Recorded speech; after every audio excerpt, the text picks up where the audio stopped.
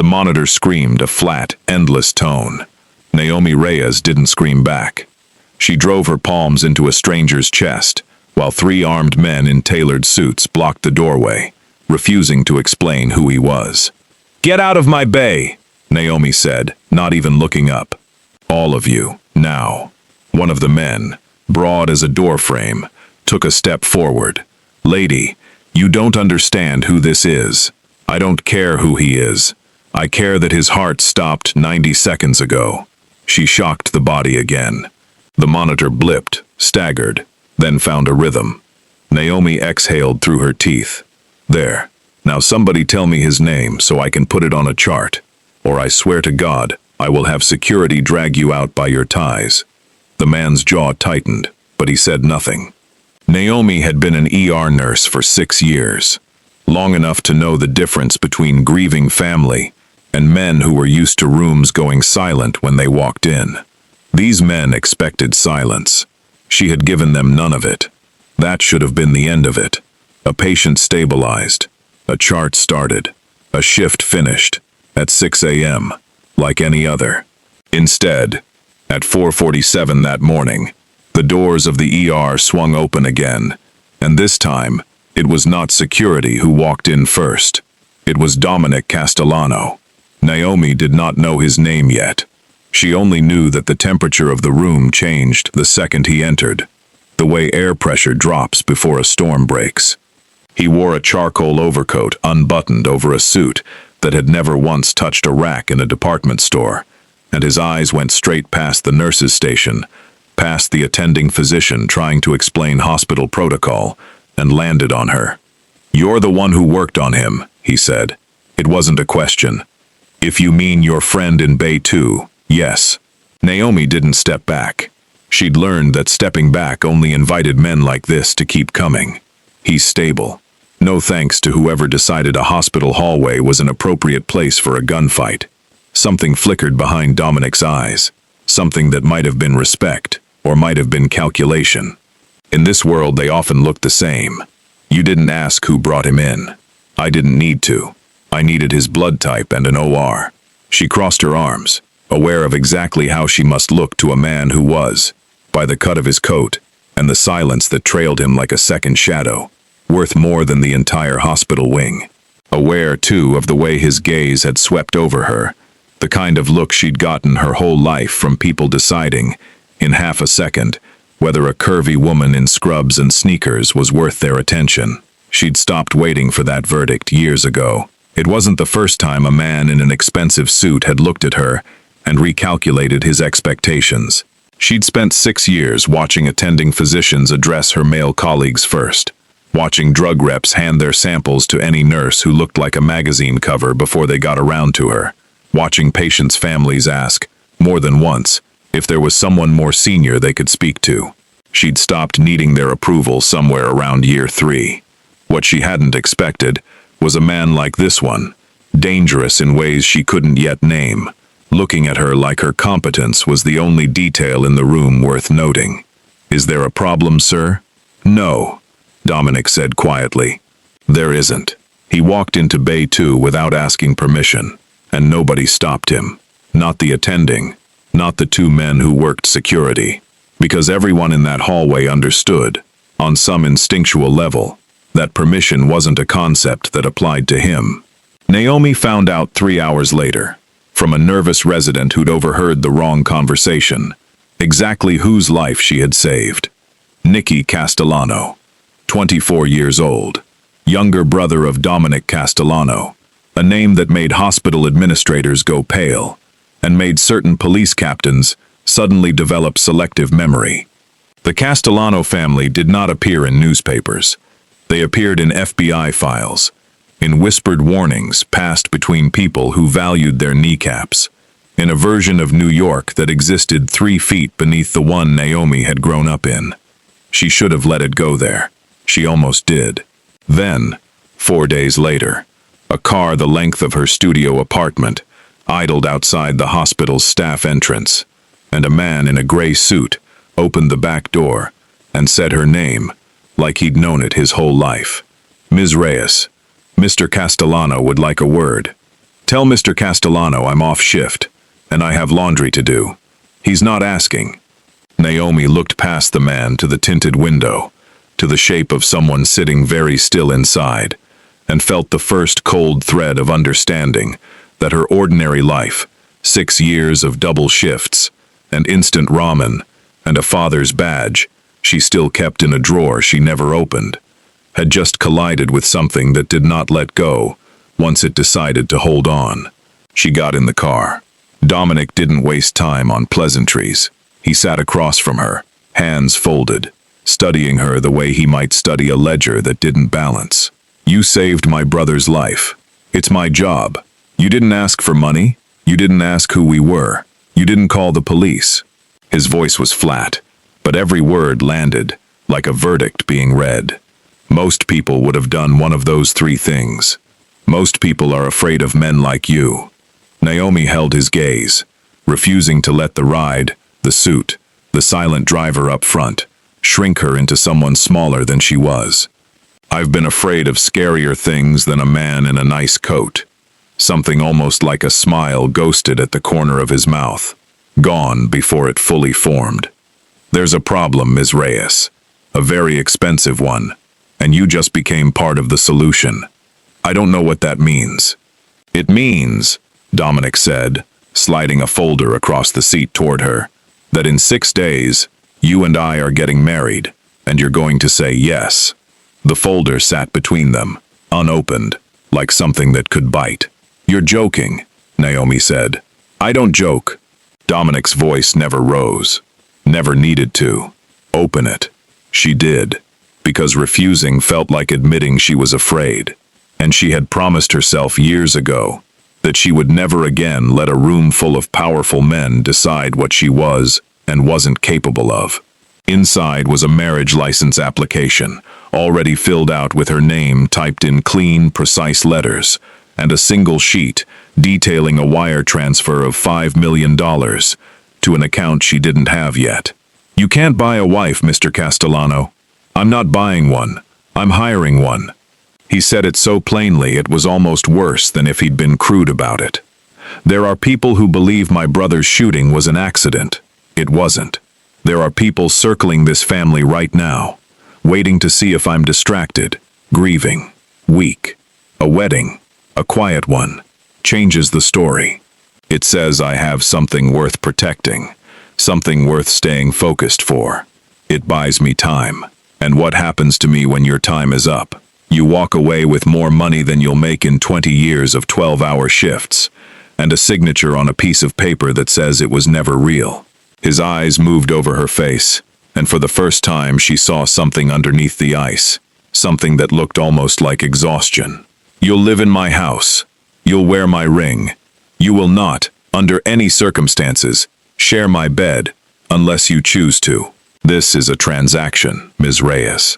Nothing more. Naomi wanted to laugh, except nothing about his face suggested he found any of this funny. Why me? You could buy silence from 100 women who'd take this deal without blinking. Models, socialites, women who know how to play the part. Because you didn't blink when 3 of my men stood in your doorway with guns under their jackets. He leaned forward slightly. Because when my brother's heart stopped, you didn't hesitate, and you didn't ask permission. I need someone who won't fold the first time somebody looks at her sideways. The women you're describing fold in a week. She should have said no. She thought about her apartment, the leaking faucet she couldn't afford to fix, the student loans still chewing through her paycheck, the recruiter's letter from a hospital in Boston she hadn't answered because moving cost money she didn't have. She thought, too, about her father, dead 9 years now, and the case file she still kept locked in a drawer, unsolved. The file that said, Federal Investigator Marcus Reyes, cause of death, single vehicle accident, when every instinct she'd inherited from him told her it hadn't been an accident at all. I need conditions, she said finally. Something shifted in Dominic's expression, surprise, maybe, that she hadn't simply said yes or no. Name them. I keep my job. I don't disappear into some mansion and become a ghost. And if I ever tell you to walk away from me, you walk. Done. That was fast. I don't waste time negotiating things I've already decided to give. He extended his hand, an oddly formal gesture given what they were discussing. 6 days, Miss Reyes. She shook it. His grip was warm, controlled, nothing like the cold performance of the rest of him, and she pulled her hand back a half-second too quickly, unsettled by how much that single detail told her. The wedding happened in a private chapel on Staten Island, attended by 12 people, who all looked like they were calculating angles instead of celebrating anything. Naomi wore a dress Dominic's assistant had chosen, without asking her size, and it fit anyway, tailored overnight, by someone clearly used to working fast and asking no questions. She caught her own reflection in the chapel's tall window, and barely recognized the woman looking back, hair swept up, a ring on her finger worth more than her apartment building. Vivian Ashcroft sat in the second row. Naomi didn't know the name yet, only the look, the kind of cold, assessing stare that made it clear this woman had expected to be standing where Naomi now stood.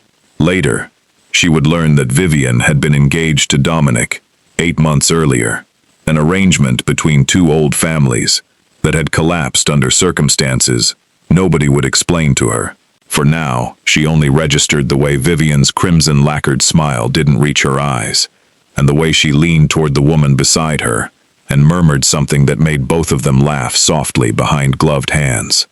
Naomi held her chin up through the ceremony. She had spent her whole life being underestimated by rooms exactly like this one, and she refused to let a single flicker of doubt show on her face. Not here. Not in front of people who had already decided she was some temporary embarrassment Dominic Castellano would quietly erase within a year. At the reception, held in a ballroom draped in white orchids that must have cost more than her yearly rent, Vivian finally approached her, champagne flute in hand, smile sharp as a blade. "You must be exhausted," Vivian said sweetly, eyes dragging over Naomi's dress, her figure, her hands. "Marrying a stranger overnight. It's almost romantic, if you don't think about it too hard." "I try not to think about people who aren't worth the effort," Naomi replied, and watched the smile falter for exactly 1 second before it snapped back into place. Across the room, Dominic was watching. Naomi didn't know it yet, but he'd heard every word, and something in his chest, something he hadn't felt in longer than he cared to admit, uncoiled slightly at the sight of a woman who refused to shrink in a room built to make her feel small. Later that night, in the quiet of the enormous house that was now, on paper, hers too, Dominic found her standing at the window of the room she'd been given, staring out at a garden she hadn't asked for. "You handled Vivian well," he said. "I've handled worse." She didn't turn around. "Who is she to you?" "She was supposed to be my wife." A pause, careful, measured. "Before I found out her family had a hand in the ambush that put my brother in the ground 4 inches from dying." Naomi turned then, finally, and saw the truth of it settle behind his eyes, cold and unfinished. "And you invited her to your wedding anyway?" "I invited her," Dominic said quietly, "because I want her to watch me build something she can't touch." His phone buzzed once. He glanced at it, and something passed behind his eyes, brief and controlled. "Everything all right?" she asked. "Fine." Naomi understood, watching his jaw tighten, that whatever the message said wasn't fine at all. 3 weeks into the marriage, Naomi learned the first real rule of the Castellano household. Nothing was ever simply what it appeared to be. She learned it while organizing files in the study she'd been told, twice, not to enter. She'd gone in anyway, looking for a phone charger, and found instead a locked drawer that had been left open, a careless half-inch, just enough to see the edge of a photograph. She should have closed it. Instead, she pulled it further, and found herself looking at a surveillance photo of her own apartment building, taken from across the street. Time-stamped 4 days before Dominic's men had first shown up at the hospital. Her hands went cold. He'd been watching her before Nikki was ever shot. "You're not supposed to be in here." Naomi didn't jump, though every nerve in her body wanted to. Dominic stood in the doorway, jacket off, sleeves rolled to his forearms, looking less like the polished stranger from the chapel, and more like a man who hadn't slept properly in days. "You had surveillance on me," she said. "Before Nikki." Before any of this. Why? He didn't deny it, which somehow made it worse. Your father was Marcus Reyes. The name hit her like a slap. She hadn't spoken it aloud in years. Not to co-workers. Not to the few dates she'd tried and abandoned. Not to anyone who might ask questions she didn't have answers to. How do you know that name? Because 9 years ago, my father made a call that got a federal investigator run off the road on the Taconic Parkway. Dominic's jaw tightened, something raw moving under the careful control. I didn't know until 18 months ago. I didn't know the investigator had a daughter working nights in an ER 4 miles from my house until my people ran background on every hospital that might treat Nicky quietly if something ever happened to him. Naomi's vision blurred at the edges. 9 years of believing her father's death was an accident. 9 years of a case file gathering dust because no one would reopen it, and the answer had been sitting inside the house she now lived in. "You knew," she said, voice shaking now, "and you married me anyway. You let me stand in that chapel. I married you because I owed your father's memory a debt my family created," Dominic said, low and hard. "And because when Nicky was dying on your table, you didn't know who I was. And you fought for him exactly the same as you would have fought for anyone. That told me everything I needed to know about the kind of person you are. It didn't erase what my father did. Nothing will." "Get out of my way!" She pushed past him, needing air, needing distance, needing anything that wasn't the smell of his cologne and the weight of what he'd just handed her. He let her go, which surprised her more than if he'd stopped her. She didn't sleep that night. She sat on the floor of her room with her father's badge in her lap, the one memento she'd kept, turning it over and over until the metal warmed under her palms. By morning, she had made a decision that had nothing to do with anger and everything to do with the 6 years of training that had taught her to work a problem instead of drowning in it. If the Castellanos had the file, she would find it. It took her 4 days of careful, quiet searching, waiting until Dominic left for meetings that ran long, learning the patterns of the house staff, before she found the second locked drawer, the one that held not surveillance photos but an actual case file, her father's case file, marked with a red stamp reading "Internal, do not reopen." Inside were details the official report had never mentioned, brake lines that had been tampered with, a witness statement that had disappeared from the county file, and a name she didn't recognize, scrawled in the margin in handwriting that wasn't Dominic's. Salvatore Marchetti. She was still holding the file when Nicky Castellano found her. He was 24, still moving carefully from the injury that had nearly killed him, and he looked at her with an expression that wasn't anger, exactly, but something closer to alarm. "You shouldn't have that. Your brother says he owes my father a debt. This is the debt. I want to know who Salvatore Marchetti is." Nicky's face did something complicated. Fear and guilt tangled together. "He's the man Vivian's family answers to. He's the reason my brother broke the engagement." He glanced toward the door, lowering his voice. "He's also the man who ordered the hit that put me in your ER, Naomi. Not for the reason you think, not business. He wanted to send Dominic a message before the wedding.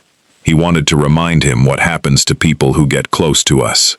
The pieces started shifting into a shape Naomi didn't like. "A message about what?" "About you," Nicky said quietly. "Somehow, he already knew you existed before Dominic ever brought you home." The words settled over her like ice water. Someone dangerous had known her name, her existence, her connection to a 9-year-old cold case, before she had ever set foot in Bay 2. Which meant the night she'd saved Nicky's life hadn't been the beginning of anything. It had been the second act of a story that started long before she walked into that hospital. That evening, Dominic found her in the study again, this time with his permission written all over his face, before she even asked, because Nicky had clearly told him everything. He sat across from her, the same way he had in the car that first night, hands folded, expression unreadable. "Marchetti has been circling this family for 2 years," he said. "My engagement to Vivian was his idea, a way to get his people inside my organization through marriage. When I found out, I broke it off, and he's been looking for another way in ever since." His eyes met hers, steady, deliberate. "I think he views you as a complication, or a target. I haven't decided which is worse. And my father's case? I'm going to reopen it. Properly. This time, with people who can't be bought." He said it like a vow, not a promise, and something about the difference mattered to her more than she expected. "But Naomi, listen to me. If Marchetti knew about you before the wedding, it means he's had eyes inside my house longer than I realized." Naomi felt the floor of her careful new life tilt sideways. "You're saying someone close to you is feeding him information?" "I'm saying," Dominic said, "that until I know who, you don't leave this house without someone I trust, completely at your side. And right now, that list is shorter than I'd like." The list of people Dominic trusted completely turned out to have exactly 3 names on it, and Naomi found herself, over the following 2 weeks, spending more time in a kitchen the size of her old apartment with a man named Enzo, Dominic's oldest lieutenant, than she did with her own husband. It was Enzo, gruff and unexpectedly kind, who first told her the story of the boy Dominic used to be. 19 years old, Enzo said one evening, watching her chop vegetables with practiced efficiency. Both parents gone in one night, and a 14-year-old brother looking at him, like he had all the answers. He never got to grieve, just got hard, fast, because soft men here don't survive long enough to bury their dead. He doesn't talk about it. He doesn't talk about anything that matters. Enzo shot her a look that was almost sympathetic. "You're the first person in a long time he's let stay in the same room as his ledgers. Don't waste that." She thought about that conversation 3 nights later, when she found Dominic in his study at 2 in the morning, jacket discarded, tie loosened, staring at a photograph she recognized instantly as his parents. He hadn't heard her come in. For a moment, she watched him, this man, who controlled every room he entered, sitting utterly still, with grief he'd clearly never let anyone witness. "You should be asleep," he said, without turning around, aware of her presence, the way he seemed to be aware of everything. "So should you." She stepped further into the room, and instead of leaving when logic told her to, she pulled the chair opposite his desk and sat. "Enzo told me about your parents." His shoulders tensed. "Enzo talks too much. He talks exactly enough." Naomi held his gaze when he finally looked up, refusing to let him retreat behind the wall he so clearly wanted to raise. "I lost my father too. I know what it does to a person. Having the ground taken out from under them with no warning. You don't have to perform for me, Dominic. Not in this room." Something in his face cracked, just slightly. Just enough for her to see the boy Enzo had described, the one who'd never gotten to grieve properly. "I was in the house when it happened," he said, voice low, stripped of its usual control. "I heard everything. I didn't do anything, because I was too afraid to move, and by the time I found the courage, it was already over. Nicky was in his crib, crying, and I was the only thing standing between him and whatever was coming next." "You were 19. I was supposed to protect them." "You were a child who lost his parents in the worst possible way, and you still managed to raise your brother into a man who loves you enough to lie to a hospital full of doctors to keep you out of trouble." Her voice softened, but didn't waver. "That's not a failure, Dominic. That's the opposite of one." He looked at her for a long moment, something unreadable moving behind his eyes, and for the first time since the chapel, Naomi saw him not as the cold architect of a transaction, but as a man who had spent 17 years building walls so no one could ever see him this unguarded again. It should have ended there, a moment of honesty between 2 people who had agreed to nothing more than a business arrangement. Instead, 3 days later, everything cracked apart in public, in the worst possible way. The occasion was a charity gala, all crystal chandeliers, and men in tuxedos, who looked at her the way Vivian had at the wedding, like an amusing mistake someone would eventually correct. Dominic had asked her to come, said her presence would matter for appearances. She'd agreed, foolishly hoping it might mean more than that.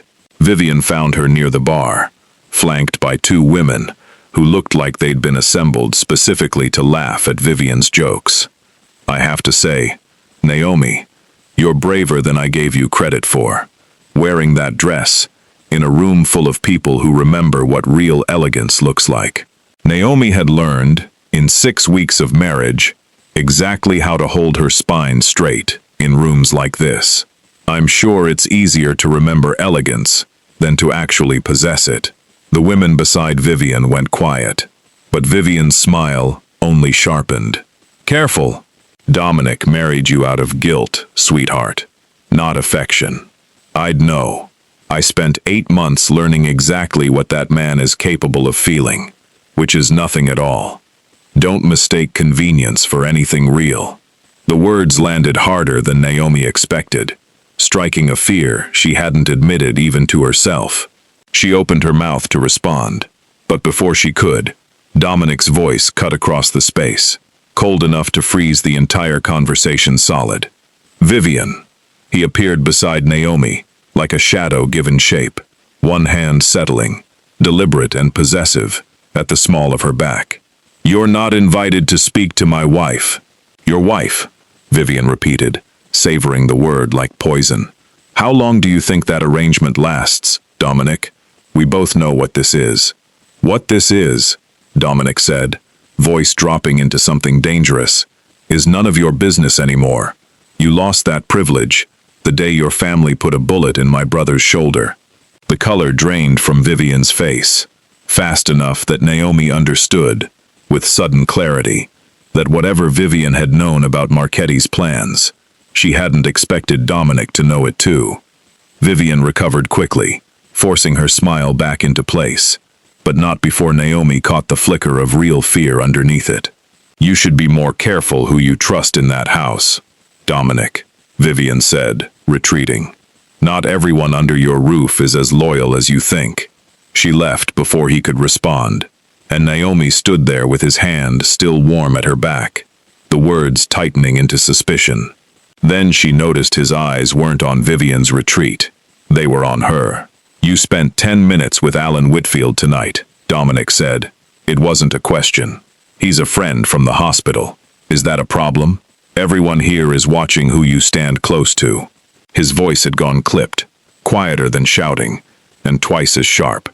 You're my wife, in front of these people. Act like it. I'm your wife, in a contract you wrote yourself, one that gave you no claim over who I speak to. The warmth at her back suddenly felt like ownership, not protection. Don't call jealousy propriety. He didn't answer. The ride home passed in silence, and for the first time since the wedding, he didn't reach for her hand. A fracture had opened tonight that had nothing to do with Vivian at all. She wasn't bluffing, she said finally. Vivian knows something. I know, Dominic said, not looking at her, and I intend to find out exactly what. The accusation came 4 days later, and it came from inside the house. Naomi was summoned to the study by a text from Dominic's assistant, curt and cold in a way none of his previous messages had been. When she walked in, she found Dominic standing behind his desk, Enzo beside him with his arms crossed, and on the desk between them, spread out like evidence at a trial, a series of photographs and a printed phone log. Sit down, Dominic said. His voice had gone somewhere she hadn't heard before, flat and distant, the voice of a stranger. What is this? You tell me. He slid the photographs toward her. They showed her, unmistakably her, standing outside a coffee shop 3 days earlier, speaking with a man she didn't recognize. The angle was clear enough to see her handing him something, an envelope, though she had no memory of the exchange at all. That's Anthony Reyes. No relation to you, according to your file, but he works security for Salvatore Marchetti. My people photographed you handing him documents outside a coffee shop on 42nd Street on Tuesday afternoon. Naomi stared at the photograph, cold horror climbing her spine. I've never seen this man in my life. I wasn't anywhere near 42nd Street on Tuesday. I was at the hospital until 7. Your hospital badge says otherwise. Enzo's voice was quiet, almost apologetic, but firm. You clocked out at 2. There's a 3-hour gap before your building's security footage shows you coming home. I went to the pharmacy. I sat in the park. I don't have to account for every minute of my life to...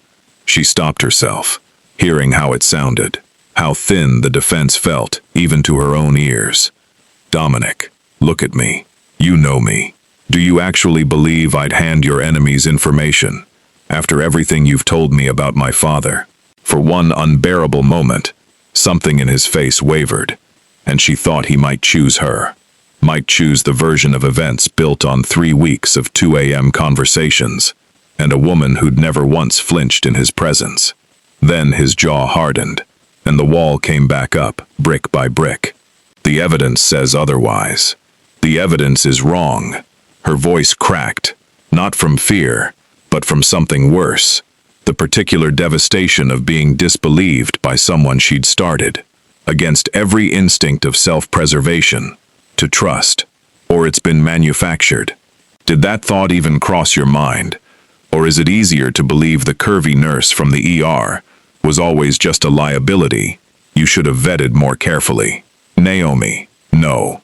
She stood, chin high, refusing to let the tears gathering in her eyes actually fall in front of him.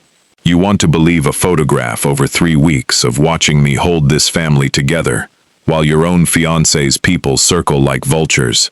Fine. But I won't beg you to trust me, Dominic. I've spent my whole life being underestimated by men who decided what I was worth before they bothered to ask. I'm not going to add you to that list by groveling. She left the study with her head high and her hands shaking, packed a single bag with the efficiency of someone who'd learned long ago how to leave a place quickly, and was gone from the house before midnight, moving into a cheap motel off the interstate, because her old apartment had already been leased to someone else. Dominic didn't stop her. That, more than anything, told her exactly how deep the doubt had cut. She lay awake in that motel room for 3 nights, replaying every conversation, every moment she thought had meant something, wondering if she'd been a fool to believe a man built from ice and grief could ever choose trust over evidence. She thought about calling Nikki, the only person in that house who'd shown her unguarded kindness, but pride kept her hand off the phone. It was Nikki who found her instead. He showed up at the motel on the 4th night, looking pale and furious, in a way she hadn't seen from him before. "I know who set you up," he said, not bothering with a greeting. "I've been going through the household staff logs since you left. There's a maid, Loretta, been with the family 11 years. She's the one who arranges Dominic's schedule, controls access to the security footage before it's archived. You think she doctored the photographs?" "I think," Nikki said, sitting heavily in the room's single chair, "that Vivian's family has been paying Loretta for information for at least a year, maybe longer. She's the one who told Marchetti about you before the wedding. I found a payment trail this afternoon, an account under her sister's name that doesn't match her salary by about $40,000 a year." Naomi felt something loosen in her chest, vindication tangled up with fresh anger. "Does Dominic know?" "Not yet. I wanted to tell you first." Nikki looked at her with something like shame. "He's not eating, Naomi. He's not sleeping. Enzo says he's been sitting in that study every night since you left, going through the same photographs, over and over, like he's trying to find the crack in them himself." He paused. "I think some part of him already knows he made a mistake. He just doesn't know how to say it. That's not my problem to fix." But even as she said it, she felt the old ache of missing someone she'd only known 6 weeks, missing the version of him that had shown her his parents' photograph at 2 in the morning. "What's on that account trail, Nikki?" "Specifically," he handed her a folded printout. "Enough to prove Loretta staged the coffee shop meeting using an actor. Enough to prove she's been feeding Marchetti information about this family for over a year." His eyes met hers, Steady now. Enough to prove you were never the leak at all. Naomi looked down at the paper in her hands, at the neat rows of numbers that would clear her name and expose a betrayal that had been living inside Dominic's house far longer than she had, and felt the shape of the next move settle into place with the same clarity she'd once felt counting compressions over a dying stranger's chest. "Then let's go prove it," she said. "But Nikki, when we walk back through that door, I'm not walking in as a woman begging to be believed. I'm walking in with the truth in my hand, and he can decide what he does with it." They didn't go back through the front door. Nikki drove her to a house, 2 blocks from the Castellano estate instead. A modest brownstone that belonged, he explained, to a retired federal analyst Dominic had used before for sensitive verification work. Someone whose loyalty didn't run through the household staff at all. The analyst, a sharp-eyed woman named Grace Delgado, took one look at the payment trail and the doctored photograph and shook her head. "This is amateur work, honestly. Whoever staged this wanted it to be found eventually, wanted the confrontation to happen fast and messy. That's not how you frame someone, if you actually want it to stick long-term." She looked up at Naomi. "Someone wanted you out of that house quickly, not permanently discredited, just gone, for now. Why would Loretta want that? Loretta's not smart enough to design this alone," Grace said. "Someone gave her the photograph and the account trail, and told her exactly which threads to pull. My guess, based on the sophistication of the account layering, is Marchetti's people did the technical work and used her as the delivery system inside the house." Naomi's stomach turned cold. "So this was never about discrediting me. It was about isolating Dominic, making him doubt the one person who wasn't part of his world before all this. That would be my read. Yes." Grace slid the printouts back across the table. "And if I'm right, whoever's running this has a second phase already in motion. People like Marchetti don't spend this much effort on a distraction unless the real move is happening somewhere else." They found out how right she was 3 hours later, when Nikki's phone erupted with a call from Enzo, his voice ragged in a way Naomi had never heard from the steady old lieutenant. "They took him," Enzo said, the words tumbling out too fast. "Dominic. 2 hours ago he left for a meeting Loretta arranged, some sit-down with a supplier she said was legitimate. He never made it back. His car was found abandoned on the West Side Highway. No blood, no bodies, just his phone smashed on the pavement." Naomi's ears rang. "Marchetti. Has to be." Enzo's voice cracked, just slightly. "There's a note, left in the car. It's addressed to you, not to me, not to Nikki. You." She felt the floor tilt beneath her. The way it had the night she learned her father's death wasn't an accident. The way it had every time this family's secrets rearranged the shape of her life, without asking permission. "Read it to me." Enzo hesitated. "It says, 'The debt your father started, we intend to finish. Bring what he stole from Marchetti's people 9 years ago, or you'll bury a second man you couldn't save.'" The words hit her like a physical blow, something her father had taken. 9 years ago.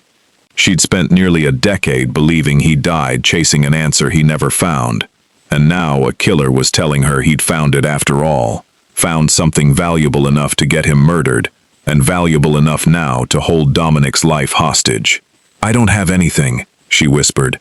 "I don't know what they're talking about." "Then we need to figure it out fast," Nikki said, already moving, already dialing someone else, "because Marchetti doesn't make idle threats, and my brother doesn't have unlimited time." They drove to Naomi's storage unit, the one she'd kept since her father's death, filled with boxes she'd never had the courage to fully sort through. Grace came with them, methodical and calm in a way that steadied Naomi's shaking hands as they tore through 9 years of her father's belongings, old case files, photographs, a badge she already had, notebooks filled with handwriting she recognized instantly. It was Grace who found it, tucked into the lining of an old evidence folder marked with the same red, "Do not reopen" stamp Naomi had seen in Dominic's study. a flash drive, along with a handwritten note in her father's careful print. If anything happens to me, this proves everything. Marchetti's ledger. 12 years of laundered money running through 3 shell companies, and the names of every federal official he paid to look away. He didn't lose the case, Naomi said, staring at the drive in her palm, understanding hitting her all at once, cold and enormous. He won it. He just never got the chance to use it. And Marchetti's spent 9 years searching for this, Grace said quietly, terrified it would surface someday and destroy everything he's built. Nikki's face had gone pale. This is enough to bury him, not just embarrass him. Actually bury him, in front of federal prosecutors who can't be bought. Then that's exactly what we're going to do. Naomi closed her fist around the drive, feeling something steady settle into her chest. The same clarity she'd felt every time she'd stood over a dying patient and refused to let her hands shake. But we're not handing this over blind. We use it as leverage. We get Dominic back first, and then Marchetti finds out exactly what happens when you threaten a family that has a woman like me standing in it. Nikki looked at her with something like awe. You sound like you've done this before. I haven't, Naomi admitted. But I've spent 6 years making split-second decisions with someone's life in my hands. This isn't so different. She looked toward the door, toward the car, toward whatever waited for them at the meeting point Marchetti's men would inevitably name. Call Enzo. Tell him to gather every man he trusts. We're going to get your brother back, and then we're going to make sure Salvatore Marchetti spends the rest of his life regretting the day he decided this family was worth threatening. The exchange was set for an abandoned pier in Red Hook, chosen, Naomi suspected, because Marchetti wanted an audience of water and rust, and no witnesses who mattered. Enzo assembled 12 men in under an hour, moving with the grim efficiency of someone who'd done this before and hoped never to again. Nikki, still healing from a bullet wound that hadn't fully closed, refused to stay behind, and Naomi understood, watching him check a weapon with steady hands, that this family measured loyalty in exactly this currency. Showing up, when showing up, cost something. But it was the second phone call, 20 minutes before they left, that changed the shape of everything Naomi thought she understood. It came from Vivian. Don't hang up, Vivian said quickly, before Naomi could react to the number flashing on Nikki's phone, which he'd handed over the moment he saw the name. I know where they're holding him. I know, because I've known Marchetti's operation since before my family sold me into an engagement with Dominic to buy his silence. Why should I believe a word out of your mouth? Because I've spent 2 years pretending to want power I never asked for, Vivian said, and something in her voice cracked, raw in a way Naomi hadn't heard from her before. My family owed Marchetti money. The engagement to Dominic was supposed to clear the debt by giving Marchetti access to Castellano territory through marriage. When Dominic broke it off, my father told Marchetti I'd failed, and Marchetti decided I still owed him. I've been feeding him small pieces of information for months, just to keep my own father alive. But this, taking Dominic, actually planning to kill him, I never agreed to that. Naomi felt the ground shift again, another layer peeling back to reveal something she hadn't expected. You're the leak Loretta was working for.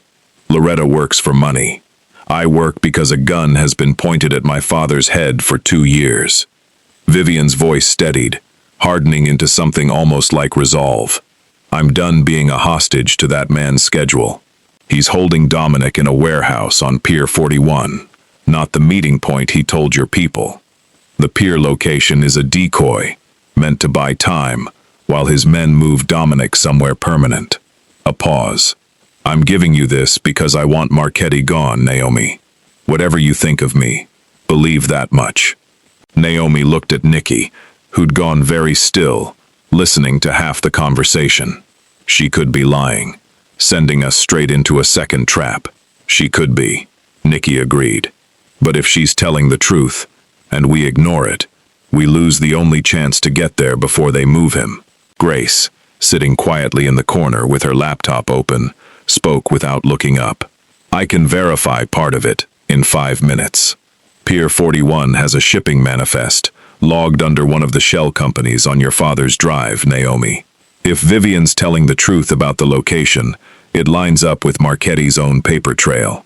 It did line up, and that confirmation sent them racing not to the decoy pier, but to a rust-streaked warehouse 3 blocks north, where Enzo's men moved with the silent precision of people who understood exactly how thin the margin for error had become.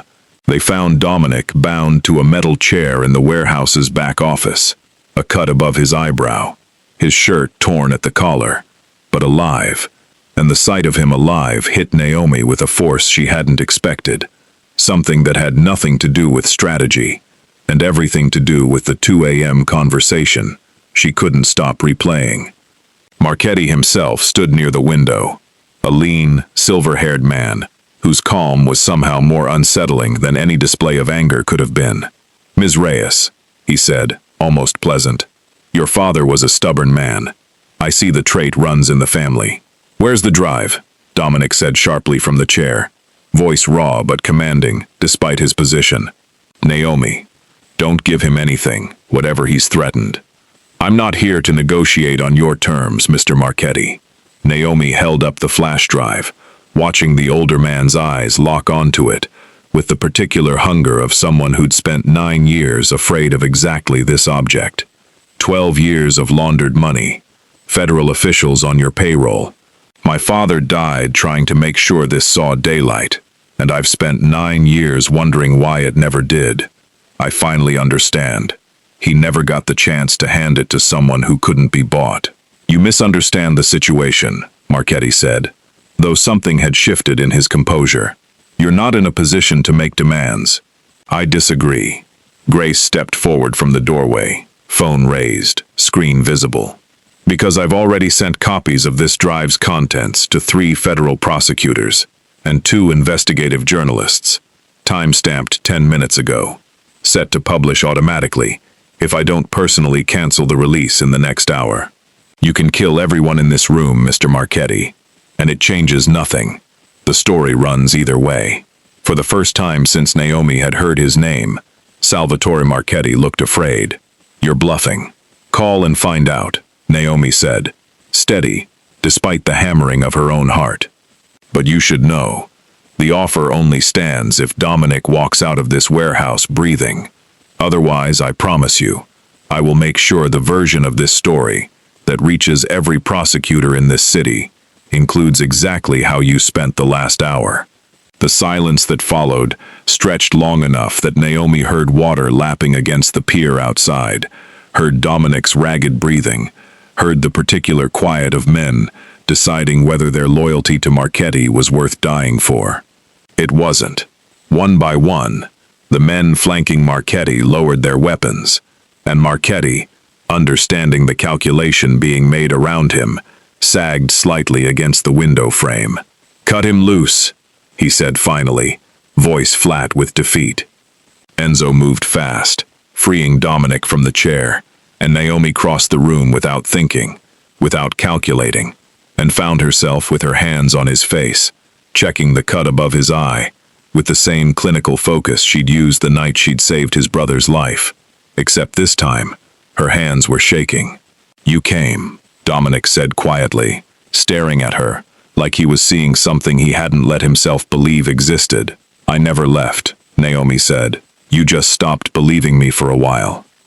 Marchetti's surrender in the warehouse turned out to be the opening move, not the ending, and Naomi understood that within the hour, watching Dominic's face shift from relief into something colder, as Enzo's men searched Marchetti and found a second phone, one he'd been using to send a message the moment their backs were turned.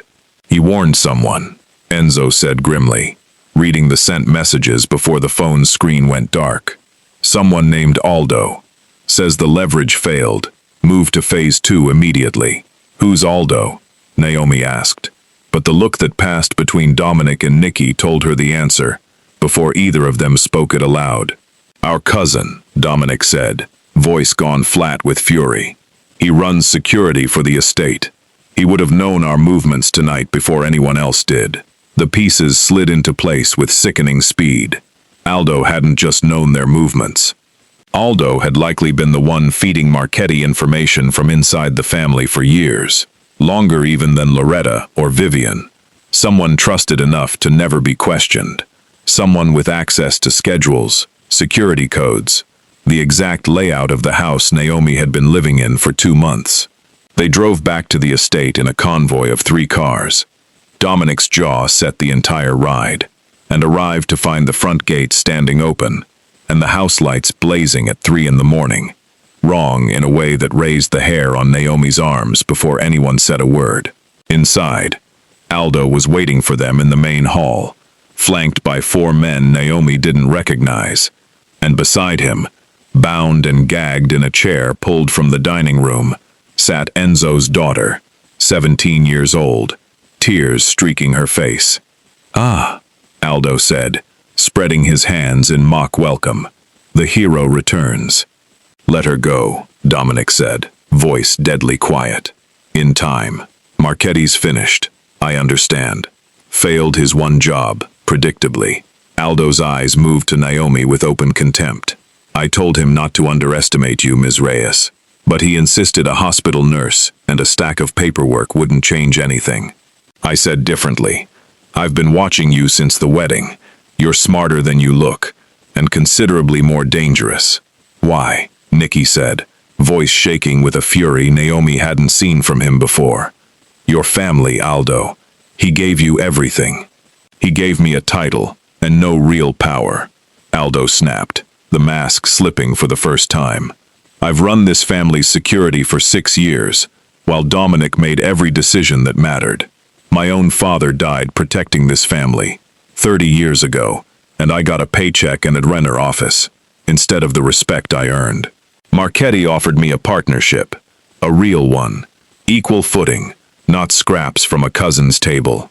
So you sold out a 17-year-old girl's safety for a partnership with a man who just watched his entire empire collapse," Naomi said, stepping forward despite Dominic's hand catching her arm in warning. "How's that math working out for you now?" Something flickered in Aldo's eyes, uncertainty creeping through the bravado, and Naomi recognized it instantly. The particular panic of someone whose plan had depended entirely on outcomes that hadn't happened. Marchetti hadn't just failed.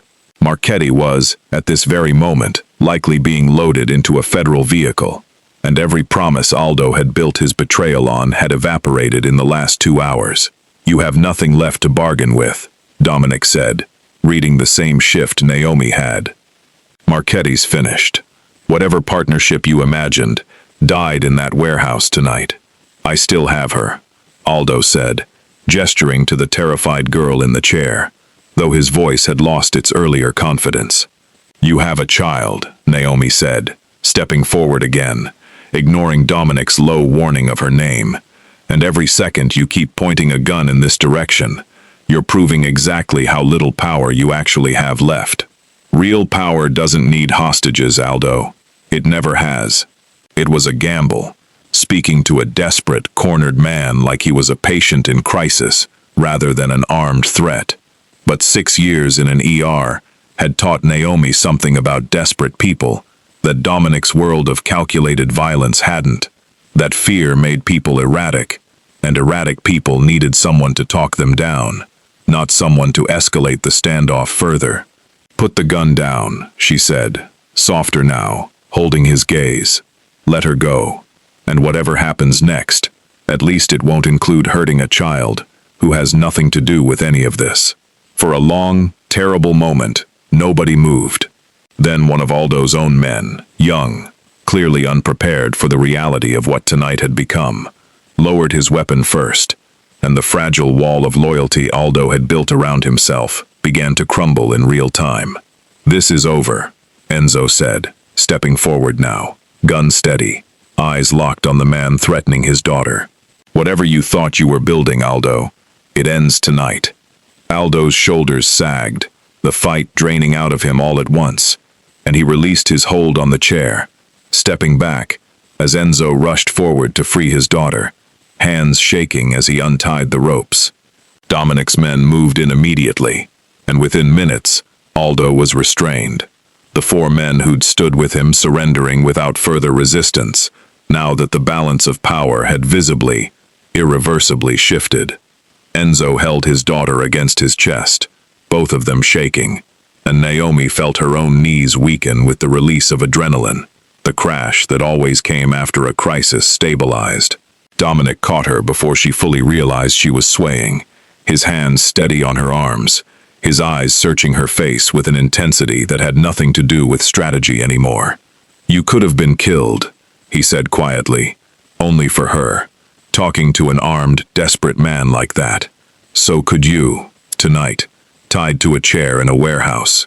She held his gaze, exhausted but unflinching. "We're even, then." Something broke open in his expression. Finally, fully, 17 years of careful control, giving way to something raw and unguarded. "I was wrong," he said. "About the photographs. About you. I let fear make a decision that trust should have made instead, and I nearly lost you because of it. You did lose me. For a few days." Naomi's voice softened, despite the ache still living in her chest. "The question is, what happens now that I'm back?" Dominic's hand rose to her face, careful, deliberate, the same way he'd once looked at his parents' photograph, unguarded and aching. "Now," he said, "I spend whatever time I have left, proving I'll never make that mistake again." The federal case against Salvatore Marchetti moved faster than anyone expected, propelled by 12 years of ledgers that left no room for delay tactics or bought silence.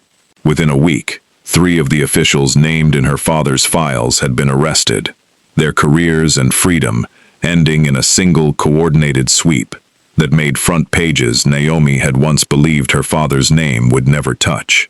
She stood in a federal courthouse hallway on the day of the arraignment, watching Marchetti led past in handcuffs, his silver composure finally, completely gone, replaced by the hollow expression of a man who understood exactly how thoroughly his empire had collapsed. He didn't look at her as he passed. She hadn't expected him to. Men like Marchetti never looked at the people who'd beaten them. It required an acknowledgement they weren't built to give. Vivian was waiting outside the courthouse, dressed plainly, for the first time since Naomi had known her, without the armor of designer silk and practiced cruelty. "My father's testimony helped seal his fate," she said, without preamble. "For what it's worth something," Naomi said, meaning it. "You could have stayed quiet and let Dominic die in that warehouse. You didn't. I spent 2 years being told my only value was what I could be traded for." Vivian's eyes, for once, held nothing but exhaustion. "I don't know what I am without that anymore, but I know I'm done being anyone's leverage." She hesitated. "I owe you an apology for the gala, for all of it." Naomi studied her for a long moment, remembering every sharp comment, every practiced cruelty, and found, unexpectedly, that she had room left for something like grace. "Apology accepted. Go build whatever comes next, Vivian. You've earned the chance." Aldo's trial, unlike Marchetti's, would happen quietly within the family's own reckoning, rather than a federal courtroom, a fact that troubled Naomi until Dominic explained it to her one evening, sitting together on the terrace of the house, that finally, genuinely, felt like it might belong to her too. "Some things this family handles ourselves," he said, "not out of a desire for violence, because a man who tried to sell out a child's safety needs a consequence severe enough that no one else in this organization ever considers doing the same. Federal prison would let him disappear into a system. I need every person who works for this family to understand exactly what betrayal costs. And what does it cost? Everything he thought he was owed." Dominic's voice was steady, no longer performing the cold detachment she'd first met in that car 6 weeks ago, but genuinely resolved. He's stripped of the Castellano name, exiled from every territory this family controls, and Enzo, whose daughter he threatened, gets to decide the rest. That's not cruelty, Naomi. That's justice, measured by the people who actually understand what was at stake. She accepted that answer, understanding by now that this world operated by rules she'd never fully embrace, but had learned, slowly, to respect. What mattered more, sitting beside him as the New York skyline glittered beyond the terrace railing, was the space that had opened up between them since the warehouse, unguarded in a way neither of them had expected 6 weeks ago. "I found something else," Dominic said, reaching into his jacket for a folder she recognized instantly as related to her father's case. "Your father's original federal supervisor. Turns out he's alive, retired upstate, and has spent 9 years assuming the case died with your father's silence. I reached out. He wants to meet you." Naomi's throat tightened. "You did this?" "I owed your father a debt bigger than a wedding and a wire transfer." Dominic's eyes met hers, steady and unflinching. "I owed him the truth, reaching the people who could finally honor what he sacrificed to find it. That's not a favor, Naomi. That's the least this family owes you." She reached for his hand without thinking, and he let her take it, their fingers lacing together with none of the careful formality of their first handshake in the back of that car. "6 weeks ago," she said quietly, "you told me this was a transaction. Nothing more. I was wrong about a great many things 6 weeks ago." His thumb traced slow circles against her knuckles, an unconscious gesture of a man who'd spent 17 years denying himself exactly this kind of tenderness.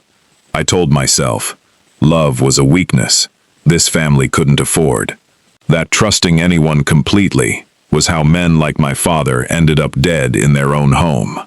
I built an entire life around that belief, Naomi, and then you walked into a warehouse and threatened a federal case against a man who'd already proven he was willing to kill, because you refused to let me die without a fight."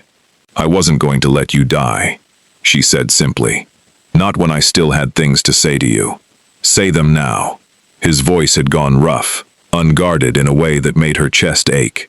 "Whatever you were going to say in that warehouse, say it now, when there's no gun in the room and no reason to hold back." Naomi looked at this man who had bought her, threatened her, doubted her, and then rebuilt everything he believed about trust, because she'd refused to let fear win, and found the words waiting exactly where she'd left them. "I love you," she said. "Not the arrangement, not the money, or the ring, or any of it. You, Dominic Castellano, the boy who never got to grieve, and the man who learned, eventually, to trust someone enough to let her see him afraid." Something in his face broke open entirely. 17 years of careful control, dissolving into an expression Naomi suspected very few people had ever witnessed. He didn't say it back immediately, not because the words weren't true, but because a man who'd spent his whole life proving things through action, rather than speech, needed a moment to catch up to what his heart had already decided. "I love you," he said finally, quiet and absolute, "and I intend to spend considerably more effort proving it than I did proving anything in that first contract." 6 months later, the ballroom that had once hosted a wedding built on a $5 million transaction now held something entirely different, a renewal of vows that neither of them had needed legally, but both of them had wanted anyway. A chance to say the words with the truth behind them this time, instead of a careful performance for a watching room. Naomi stood at the altar in a dress she'd chosen herself, no assistant guessing her size this time, no anonymous tailor working through the night. She'd picked it with Vivian, of all people, who had become something between a friend and a cautious ally over the past months. Her sharp eye for elegance finally turned toward helping instead of cutting. The guest list looked different too. Enzo sat in the front row with his daughter beside him, both of them healthy and steady, in a way that still brought quiet relief to Naomi's chest whenever she saw them together. Grace Delgado, who'd stayed on as a trusted advisor to the family after everything that happened with Marchetti's ledger, sat near the back, looking faintly amused by the whole spectacle of formal Castellano tradition. Naomi's father's old federal supervisor, a weathered, kind-eyed man named Walsh, who had finally, 9 years late, gotten to see Marcus Reyes's case closed and his name cleared publicly, sat with tears openly running down his face. Nicky stood beside his brother as best man, fully healed now. The shadow of that gunshot wound reduced to a scar he wore. He'd told Naomi once, like a reminder of the night. Everything in his family's life changed for the better. He caught her eye as she walked down the aisle and grinned. The same easy warmth he'd shown her from a hospital bed 6 months earlier, back when neither of them could have predicted how thoroughly their lives would tangle together. Dominic waited at the altar, looking nothing like the cold, controlled stranger who'd slid a folder across a car seat and called their marriage a transaction. His eyes, when she reached him, held none of the careful distance she'd first learned to read past. He'd told her once, in the quiet aftermath of everything with Marchetti and Aldo, that loving her had felt like losing every advantage he'd spent his life building, every wall designed to keep him safe from exactly this kind of vulnerability. He'd said it like a confession, and she'd understood, finally, that for a man raised to believe power meant never needing anyone, choosing to need her anyway was the bravest thing he'd ever done. "You once told me," the officiant said, addressing them both, "that this union began as an arrangement of convenience. I understand today you'd like different words spoken over what it's become." "We would," Dominic said, and his voice, steady and sure, carried none of the flat control she remembered from their first conversation. "I told this woman, the day I met her, that I didn't waste time negotiating things I'd already decided to give. I was talking about money then. I understand now. I was talking about my entire life, and I didn't know it yet." Naomi felt her eyes fill, but she held his gaze, refusing to look away from this moment, even as it undid her. "I told him I needed conditions," she said, when it was her turn to speak. "And one of them was that, if I ever told him to walk away, he would. I never imagined I'd spend every day since being grateful he stayed instead." The vows that followed were simple, stripped of performance, promises exchanged between two people who had earned every word through fire, rather than assumed them through romance alone. When Dominic finally kissed her, the room erupted into applause that felt entirely different from the polite, calculating clapping of their first wedding.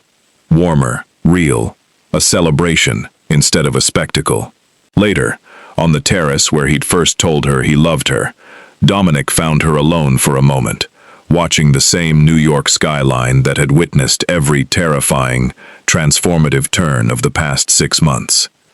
He came to stand beside her, quiet, easy, in a way that still occasionally surprised them both.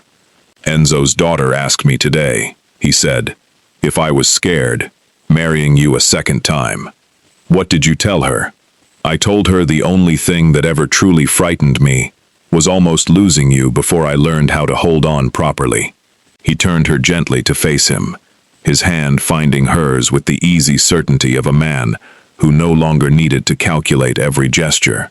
"You saved my brother's life the night we met, Naomi, and you never asked for anything in return.